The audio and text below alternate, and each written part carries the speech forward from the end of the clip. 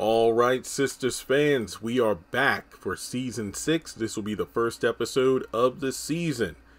Episode 1, Straight No Chaser. What's my score? 7 out of 10. Now, hear me out. I will give this episode grace for a few reasons. As a whole, I know that a lot of people during the live stream last night on Twitter, people I chatted with since, the episode aired, the episode was alright. It had a couple moments here and there, but it was okay. For one, I am so glad the show opted to take a longer hiatus. It was just what the doctor ordered. Due to the fact that, me, I was not a fan of Season 5. Worst season yet. And the show was gone just long enough for fans to miss it. Now, there are some fans like, it's more of the same. I don't care when it comes back.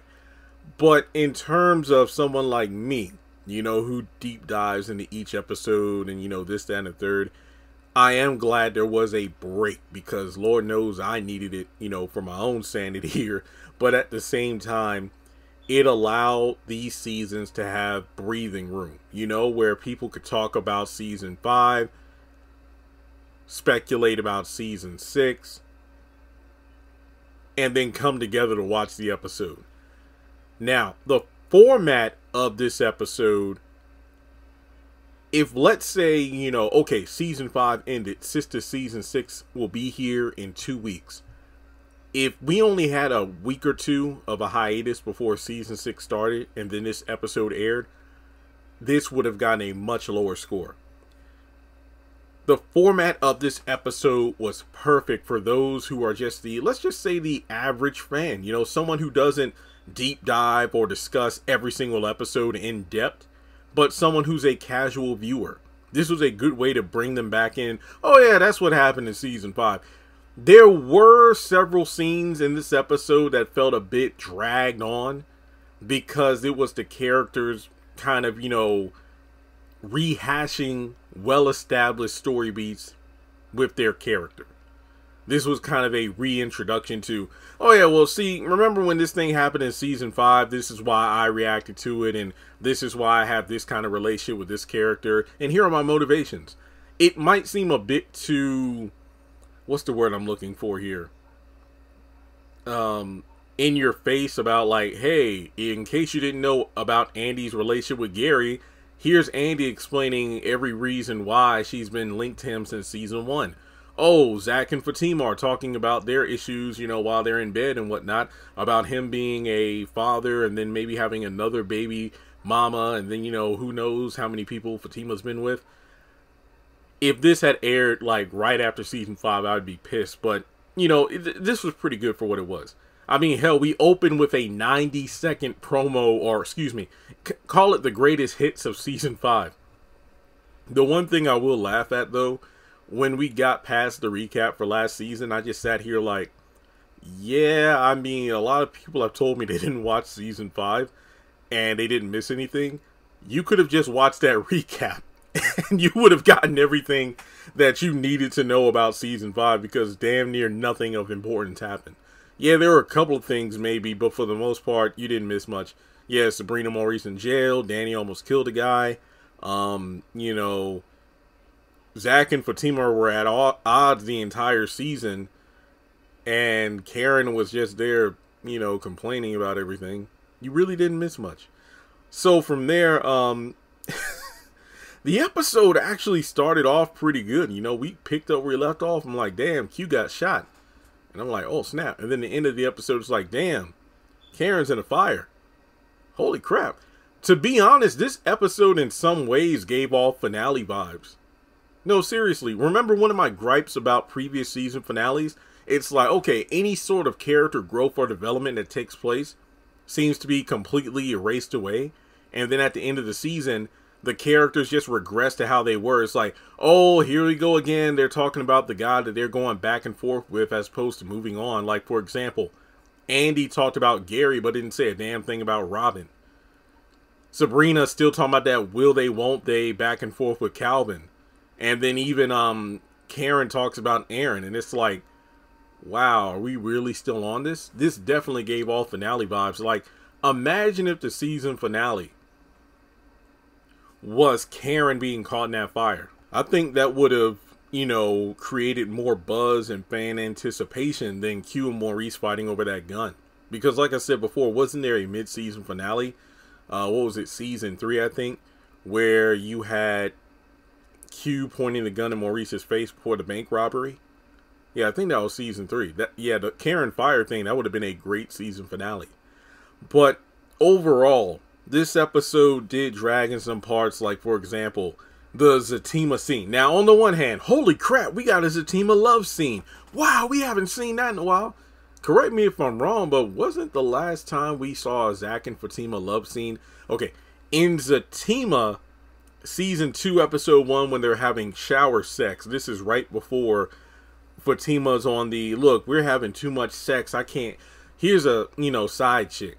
Because I don't think they had sex after that in season 2 of Zatima yet. Then when it comes to Sistas, last season, Fatima literally said she's DD'd or dick deprived. So that was during season 5. I don't think canonically these two have been seen on screen having sex in season 4, maybe? Maybe? Sheesh. No wonder she's been pissed off all season 5 and Zatima season 2. Well, when she was allegedly worn out.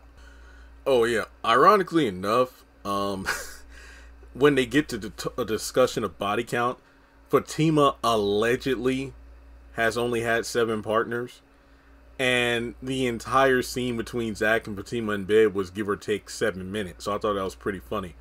But while I'm wary of how I feel about the scene, I loved it. I did. Don't get me wrong. This was good to see these two just talking, smiling at each other. It's been a while. Especially if you watch, well, Zatima season 2 came on in between the hiatus of season 5, season 6 of Sisters. And no, I'm not going to try to connect the shows like, but aren't they broken up in Zatima? How are they in bed now, smiling, having sex, and, talking about Zach's son and all? What's going on there? I am not even going to try. I am not even going to try to connect them, okay? Like, for example, when we talk about continuity, Zatima season 1, when the discussion of body count came up, Zach was the one getting grilled by Fatima. But then when he asked her about her body count, she just went to bed. Basically, she reacted the same way Zach reacted last night. So you could possibly argue that in the Sisters universe, Fatima's only had 7 partners, while Zach is the one with a huge body count. But in Zatima, well, Zach would still have a huge body count, but Fatima's the one who has one that makes his look like nothing. Now, the thing is, Zach, you really can't talk because of the fact that regardless of the number of partners Fatima has had, at least from what we can gather based on, information and whatnot that Fatima herself has stated, she has, not only practiced safe sex, but kept track of her, calendar, if you will, to make sure there weren't any surprise babies along the way. Zach cannot say the same. So, just saying. Hell, let's say Fatima had 7,000 partners while Zach had 162. But regardless of how many bodies she's had, there are no babies, unlike Zach. So there's that aspect of it. But another thing I'm afraid of is season 5. Remember the first episode, Zach shows up to the law firm, picks Fatima up for a date. They go back to the parking lot where they first met. A very sweet scene. Then they come back home. They're watching TV. Zach's about to rub her feet, but then you got the phone going off, all the time because it's Pam about Karen in the hospital. Then Karen calls and then cusses Fatima out. And that was the end of the Fatima I liked during season 5. All the rest of the season, I did not like her after that. I'm afraid of something similar happening this season. Episode 1, yay, Zach and Fatima, this is great, this is great. Then something Karen related happens and then Fatima goes all crazy again. Keep in mind, the whole fire situation, Karen's possibly going to wind up in the hospital again, somebody's going to call Zach, and then that's going to ruin he and Fatima's, good night. And then I just hope that's not the case. I just hope not. But regardless, I do hope this season we do see these two working as a team and whatnot. Yes, there are going to be bumps along the way, but so long as Fatima isn't acting like she wears the pants of the relationship, she runs the household. No, they're a team. Have them acting as such. I'll say it again. I'm not saying there won't be bumps along the way in hardship, but have these two working together, and most importantly, effective communication. That means when one of them fucks up, they apologize, not just Zach. Okay, sorry about that. I didn't mean to let that slip out. But yeah, it's a good conversation about Zach's son. The fact that he wants to... I just love the way that Zach literally went into father mode. There was no question about it. You know what? I don't really know this Heather. I feel like I need to, see how she's raising our son. What are the living conditions like? In his head, he's literally going through everything that comes with being a dad. Or in this case, having a baby mama. Okay, like, what's the custody going to look like? What are the living conditions? Will I have to take full custody? And Fatima, I do like how she's like, hey, let's take it one step at a time, Zach, because of the fact that, and I'm not trying to make this sound like she's being selfish, but she's also considering what the son situation means for her as well, given that she is engaged to Zach. And she's doing right by trying to calm him down, like, hey, Zach, we can't figure everything out at once. Let's just take this one step at a time. I think she even suggested inviting Heather and, their son over for dinner to see how they interact, this, that, and the third. So I do like the step process in this. Now, going back to what I said before about, the recap aspect of this episode, Zach asked for like the 50th time, how are you okay? How are you so cool about all this stuff I got going on, the baby mama stuff? And, Fatima's like, well, I'm not really okay with it, but it's just a situation where I don't judge you based on your past, yada, yada, yada. Not trying to take away from the scene, but we've heard this all before. And this is the part that I've been preaching for quite a while now that ruins the Fatima character.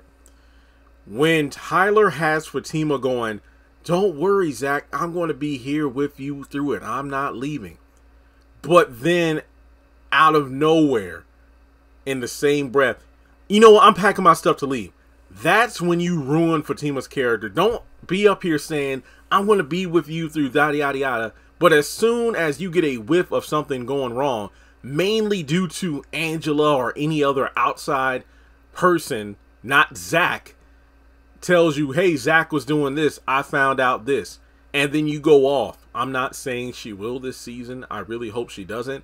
But don't have Fatima up here saying how she's going to be with you through thick and thin. But then at the slightest sign of any sort of hardship or bad mouthing towards Zach, you believe what you hear and then you go all threatening to leave. That's where you diminish her character. But from there, they have some good laughs with each other about, Zach sucking his thumb and, whatnot after she puts it on him. Which, again, is kind of funny because in Zatima, apparently, it's Zach that's putting it on her. Or, well, actually, in Zatima, it was brought up between, I think when Fatima was talking to Angela, like, I don't feel like I'm doing something right because, you would think that if I was putting it on him, he wouldn't want any more anytime soon. He would be too worn out to have sex. So, again, lose continuity. But overall, she's like, hey, Zach, as long as there's not another baby mama, then there won't be any problems. So I will say that in my mind, based on the dialogue, Fatima was establishing, Zach, I want to be here with you through this, but if there's another baby mama out of the woodworks, we're going to have a conversation, which is fair. I like the fact that she's allegedly putting a limit on it instead of saying, hey, I'm here with you through yada, yada, yada, but then something happens and she leaves. Oh, yeah, and then, she also brings up, if Karen is the baby mama, if you're the baby daddy of Karen's child. And that's about it. But I do know that Zach's face when Fatima said that about baby mama number 3, he was like looking into space. I'm like, in the middle of the... I bet that Zach is going to be staring into the abyss thinking about every woman he's been with, trying to calculate if there are any other baby mamas out there. And there probably are. So, the last thing I want to talk about this scene is... I have to agree with fans who pointed this out. It's always Zach that has to be up front, keep no secrets hidden. And if Fatima finds out something about Zach that he didn't tell her, she feels like that's the ultimate betrayal. Yet there are so many things about her own life that she has yet to tell him about. So I do feel like, communication and openness in a relationship needs to be, a two-way street. It can't just be one person being an open book while the other one is very reserved. It has to work both ways. Now, I know this is a long review. I need to keep moving. But in actuality, there really isn't that much to talk about. Most of the dialogue was rehashing what we already know. Okay, so, the opening of the episode, Q is shot. Calvin pops up out of nowhere. Leather jacket, gotta admit, this is probably the best Calvin look in the entire series so far. And he's like, you know what, it's a good thing I followed you, because this episode, and I did watch the preview for next week, Maurice is not starting off the season strong at all. And I'm going to be completely honest here. You all know how I feel about these three particular characters. If Q, Calvin, and Maurice all got shot and died in the parking garage, the landing zone or parking lot, wherever they were, at the airport. If all of them would have died right there, I would have not cared. I would have cheered. I would have been like, thank goodness. But no, they did not. So Q was shot, and he shot me. Yeah, basically, he's lying his ass off. Technically speaking, Maurice did shoot him, but Q was the one that pulled the gun out on him. I was just trying to scare you. Oh, yeah, well, who's scared now, bitch? I ain't gonna lie. I did get some chuckles, but this fool Maurice was like, okay, I'm getting out of here. Thankfully, Calvin was I'm not gonna lie, for what it's worth, I actually did like Calvin in this episode because he was the voice of reason. In terms of Maurice, there are cameras everywhere. You need to stay here. So he calls 911, and Maurice. We fast forward to when a cop shows up, a white cop, and we see Q being picked up by an ambulance. Now, the cops talk about how they'll be in touch with both of them in regards to, hey, don't leave town. And thankfully, he has a pulse for now. So, it's one of those situations where, cops and detectives ask certain questions to see if the story lines up. It's kind of weird, though. Like, he talked about how, and you, sir, what do you know about the situation? Like, I literally came up to the, the scene of the shooting after it already happened. Are you sure about that? Well, yeah, the surveillance footage should show it. Yeah, we know. And then Maurice like, then why are you asking the effing question? I'm not going to lie. I did kind of say the same thing, but at the same time, I'm like, Maurice. And this goes over to when they're actually at the apartment talking as well. Maurice, that damn sarcastic mouth and attitude, that's exactly how you got your ass locked up the first time, you and Sabrina. This is not the time to be making jokes, to making wisecracks.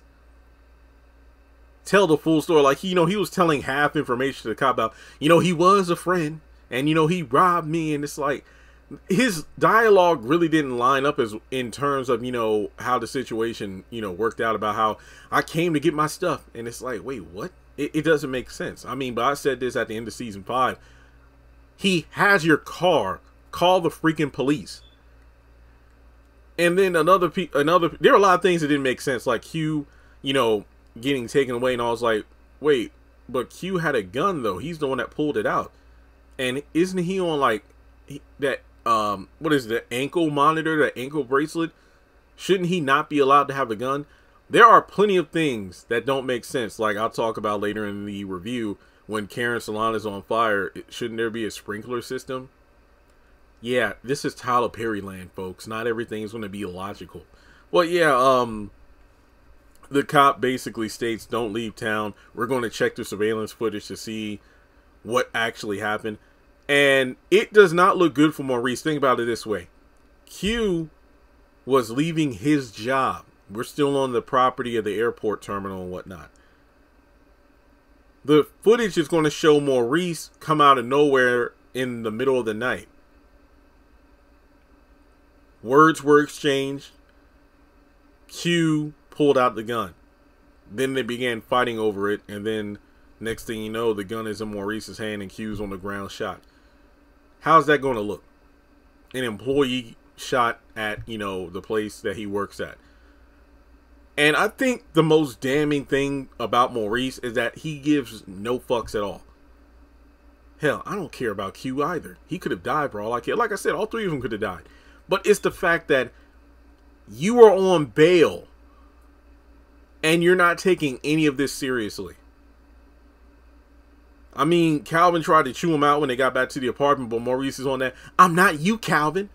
Look, for as much as I dislike Calvin, he hasn't shown himself to be as stupid as Maurice some of the time. But then the whole Q thing, it's like, well, I mean, Calvin, if you would have called the cops on Q a number of times in season 5, a lot of this wouldn't have happened. But it's just the fact that Maurice is being completely unreasonable, and I don't care what happens to him at this point. I'm more upset at the ramifications of him possibly getting arrested again, what that will do to the bail money Bio put up for him, and how that's going to impact Sabrina. And then also remember, at the moment there is still the guilty verdict looming over Sabrina and Maurice's head. They got out on bail. That doesn't mean this doesn't mean they've been proven innocent yet. So it also looks like, wait a minute, Maurice, he confronted the guy that got him arrested. Dropped dime on him. Him and the ringleader of the bank robbery, Sabrina Hollins. So he probably went out to go after him. So this does not look good for Maurice at all. Okay. And from there, I did like the joke about him going to bed. Oh, I mean, go on the floor because I got no bed. That was actually pretty funny. Okay, so I guess the last thing to talk about here before we get to the salon is when the girls meet up with Danny at Billy and Joel's. Guys, this is the damn steam plant. It's the exact same restaurant setup from the bar to, the restaurant dining area. So Danny's there drunk as hell with the bartender, Tina, who is fine as hell. I mean, there are a lot of fine women in this show who come in for reoccurring roles. But essentially, we got the sneak peek where Tina calls Andy about Danny, and then Andy calls Sabrina, then Karen, and then they all show up. But before the ladies arrive, Preston does something incredibly stupid by coming up to the bar to try to talk to Danny about, do you want to meet her? Even though Danny has told him multiple times not to introduce her to Mindy, because I believe this first happened at the end of season 5 when Preston went up to Danny at the airport terminal, and then she's like, don't bring that girl up here. But then he also sees that Q and Danny were, oh, okay, he's another one, huh? But then he goes up to her, and then, between Tina, like, look, leave her alone, she drunk as hell, and then Danny goes off on him, and then Preston goes to leave. And then it's like, later on, even drunker Danny goes over there and makes an ass out of herself, but I'll get to that when I get to it. So the girls show up, and on the one hand, this was a good Sisters Circle moment, but I feel some kind of way about it because the girls were pretty much catering to Danny's ego and hurt feelings in order to make things okay. But if you ask me, they don't have anything to apologize for. I said this when the finale aired. Even though Danny was dropping truth bombs, none of the other women came close to killing someone the way she did with Jonah. Like Andy said, and Karen and Sabrina were, chiming in. It's, hey, you want to have that hot girl summer, do you, but be careful. Remember what happened in college? So there is real life evidence in past situations where Danny's carelessness led to bad results. So for the sisters to come together in love rather than judgment, Danny was the one that got pissed off because she can dish out, but she can dish out the truth bombs, call people out for their, foulness and whatnot. But the moment that, I don't even want to say get called out, because like I said, The sisters didn't have that intervention to, you know, take jabs at her. They came because they were concerned about their friend. Rightfully so. I mean, from not just Jonah, but the Q situation as well. So yeah, while they may not be able to, you know, throw stones in glass houses, they were being girls. AKA, you know, hey, that's my girl, you know, you're my girl, because we hold each other down.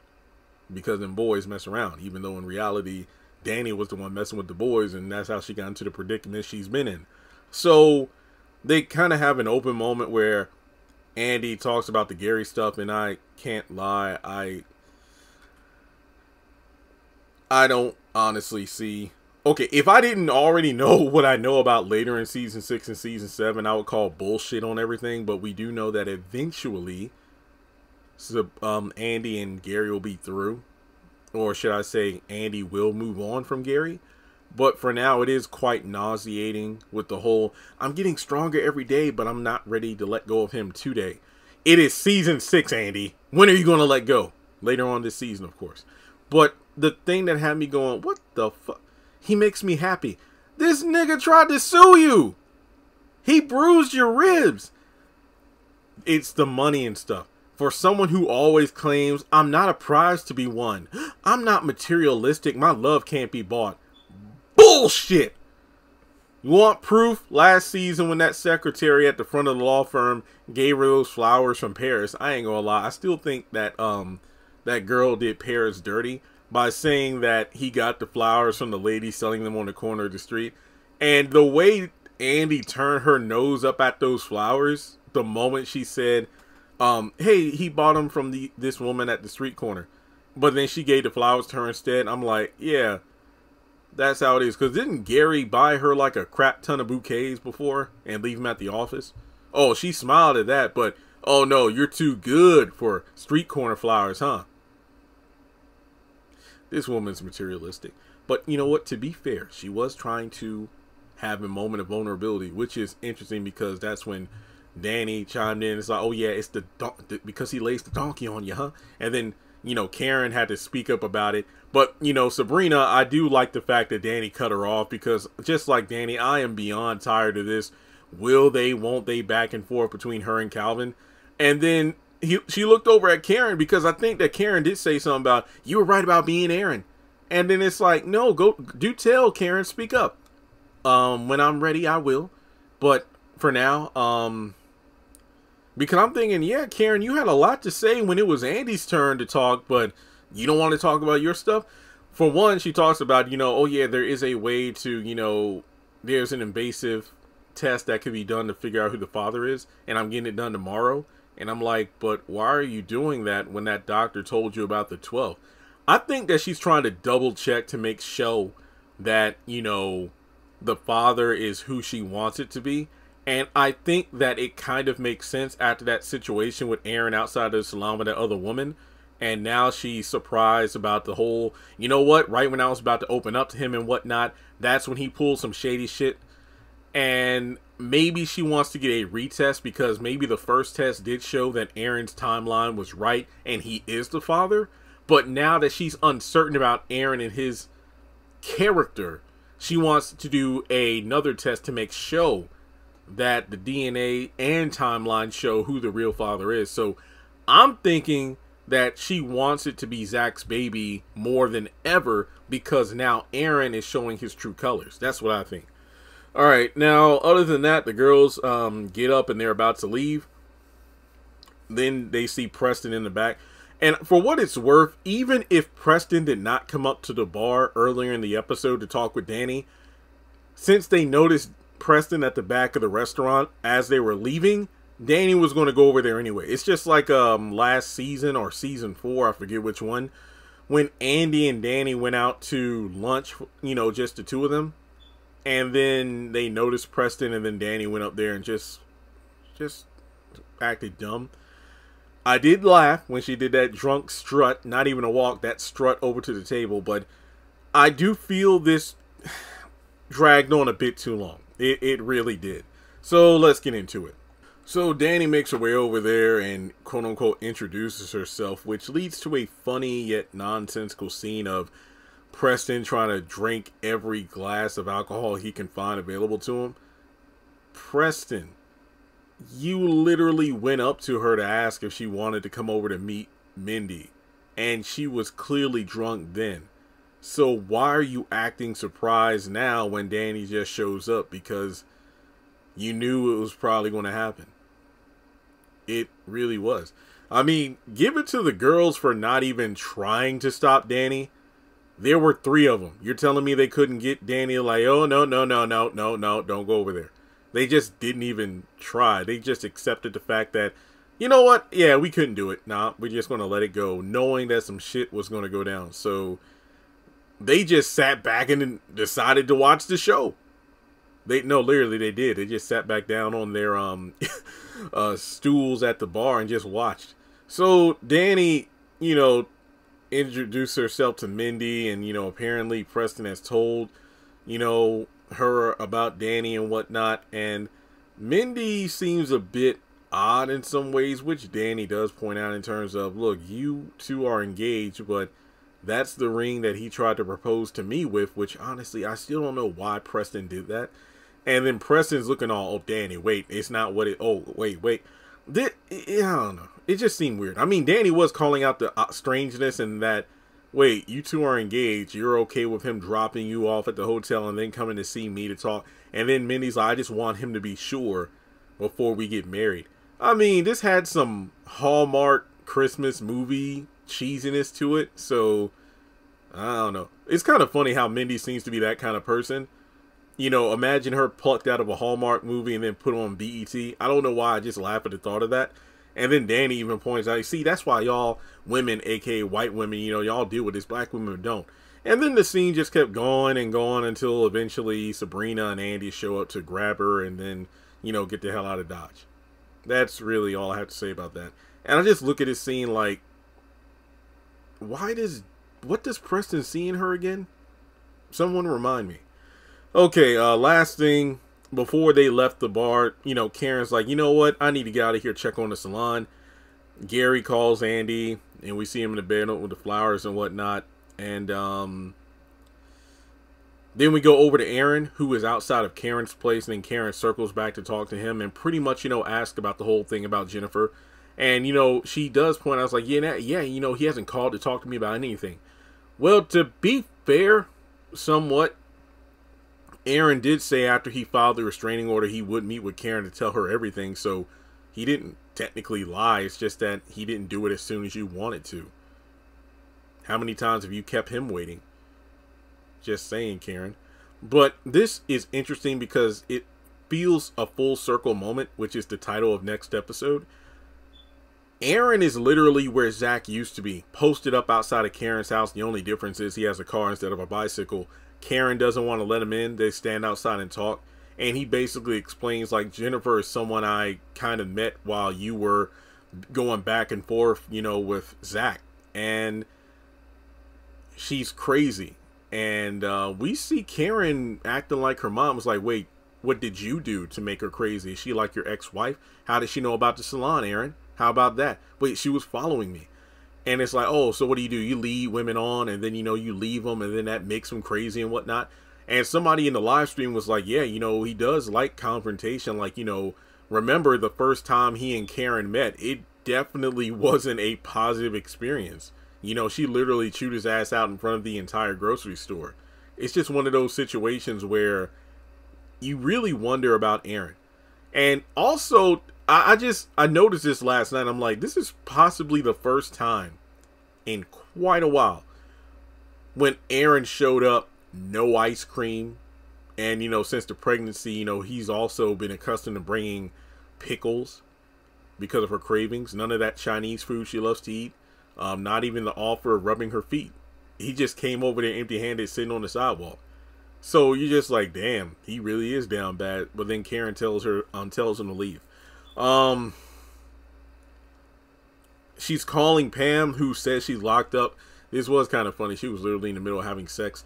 But she sent video and photo and everything of the salon. But this leads to the part where I hate what Tyler did. I did the video yesterday about how I would like it if it looks like Pam was the one that set the place on fire, but it was actually Jennifer that did it because of the conversation. Like, so wait, is she crazy? Is she like your ex-wife? How does she know about my salon, Aaron? It just makes you wonder. Also, for those asking about the John situation, if I remember correctly, Jennifer was referring to Aaron as John, and then he's like, stop calling me John.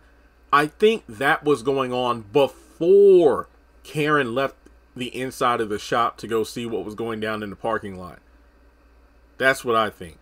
Or that's what I remember. And as a result, that's why she wasn't like, what the hell did she call you John for?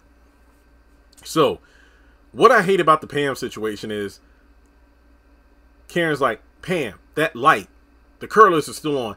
Oh, I thought that meant they were cooling off. No. This makes no sense. Remember what I said about the reset button with some of these characters?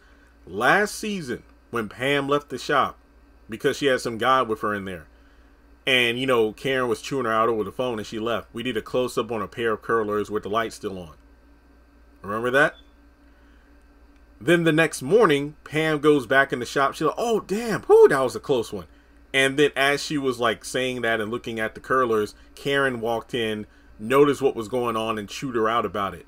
So why did you write it where Pam is like, oh, wow, I thought that light meant they were cooling off. I didn't know. That's just major character assassination and regression right there. So then Karen goes up to the salon and she sees the inside lit up like a Christmas tree because it's on fire. She stumbles to get the door open. I think she like drops the keys and everything. She rushes inside, tries to grab a fire extinguisher but can't get it to activate in the midst of, you know, inhaling flames, coughing, and she passes out. Several things with this. Number one, as I mentioned before, sprinklers. Number two, the first thing you should have done was immediately call 911. But I am not going to go completely in on Karen for a number of reasons. I tweeted this last night. I've had situations in the past where, you know, family members or friends, they've lost, you know, their home, or some of them, you know, even a business, due to fires or natural disasters, like let's say a tornado or something like that. And it sucks to have everything you've worked for, you know, reduced to nothing, ashes or torn apart. And I can't imagine what that would, and I pray to God I never experienced anything like that, where, you know, let's say you come home and your house is on fire. You don't see your wife or kids or, you know, family around. You're going to rush in. In this situation, I can see the realistic panic and whatnot that Karen was going through, but it was basically common sense that went out the window. The first thing that should have happened was calling 911. That's the first thing. Also, those were some pretty big flames that were spreading fast. I don't know if that fire extinguisher, that little one at that, would have been enough to put it out. Also, you're pregnant. Did you not think about the fact that, I hate to be that guy, but maybe wearing a mask would have been a good idea, or at least a simply better one, because number one, you would help you not inhale the fumes as quickly. And I mean, also, it's a salon with so many flammable, flammable bottles of conditioner and all sorts of things. So you going in there is not a good thing, because how do you know those flames wouldn't ignite some sort of, you know, little explosion? That could have been even worse. And now you've probably put yourself in a position where that baby's going to be harmed because of all the fumes and all that stuff. That's not a good look. I mean, you could tell Karen was going to pass out. I didn't know if it was going to be due to the fumes she was inhaling, or possibly a pregnancy complication, because number one, she was obviously stressed in that situation. You know, and as she was struggling to get that fire extinguisher working, you could tell something was wrong with her. So that's the end of the episode. But yeah, there are a lot of things I'm like, wow. So the episode started and ended on a very high note. And like I said, this definitely could have been a season finale rather than a season premiere. But overall, I've talked for almost as long as the episode itself. But let me know your thoughts in the comments section below. What did you think of last night's episode? Like I said, It worked as a premiere, mainly due to the fact that it didn't come on immediately after season 5. It had its problems, but for the most part, I did enjoy it. So, let me know your thoughts in the comment section below. Like and subscribe, and I will catch you in the next one.